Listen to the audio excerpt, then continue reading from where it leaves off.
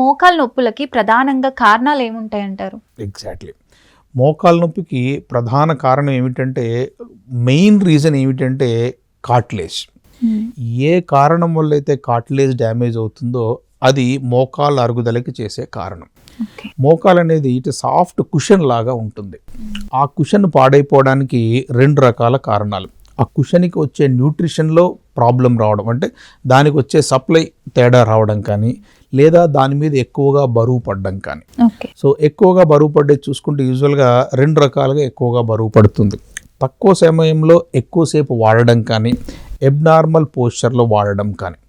ఒక mathematical calculation లాగా చెప్పాలి అంటే, ఒక మనిషి 100 కిలోల బరువు ఉంటే, యాక్చువల్గా 100 కిలోలు చాలా ఎక్కువ, క్యాల్కులేషన్ ఈజీ కోసం చెప్తున్నాను నేను.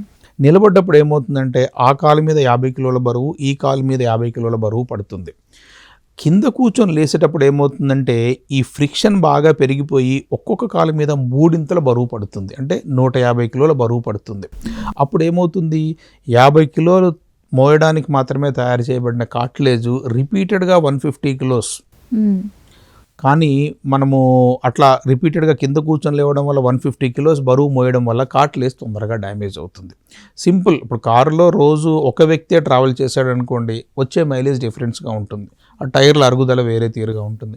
డైలీ 5 పట్టాల్సిన కారులో 7-8 మంది పోయారనుకోండి, టైర్ల అరుగుదల వేరే తీరుగా ఉంటుంది. అట్లానే కార్టిలేజ్ కూడా అట్లా డ్యామేజ్ అయిపోతూ ఉంటుంది.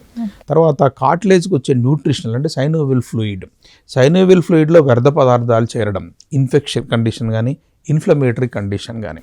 సో ఇన్ఫ్లమేటరీ కండిషన్స్ రావడానికి ఒక ప్రధానమైన కారణం ఏమిటంటే, ఇంతకుముందు మనం మాట్లాడుకున్న యూరిక్ యాసిడ్. ఇన్ఫెక్షన్ అంటే చీము పట్టడం లాంటిది, దెబ్బలు తగడం లాంటివి, ఇటువంటివి జరిగితే కూడా ఏమవుతుందంటే సైనోవియల్ ఫ్లూయిడ్ క్యారెక్టరిస్టిక్స్ తేడా అయిపోయేసి it cannot give proper nutrition to the cartilage. అప్పుడు కార్టిలేజ్కి సరిగ్గా ఫుడ్ రాకపోవడం వల్ల cartilage goes into degeneration.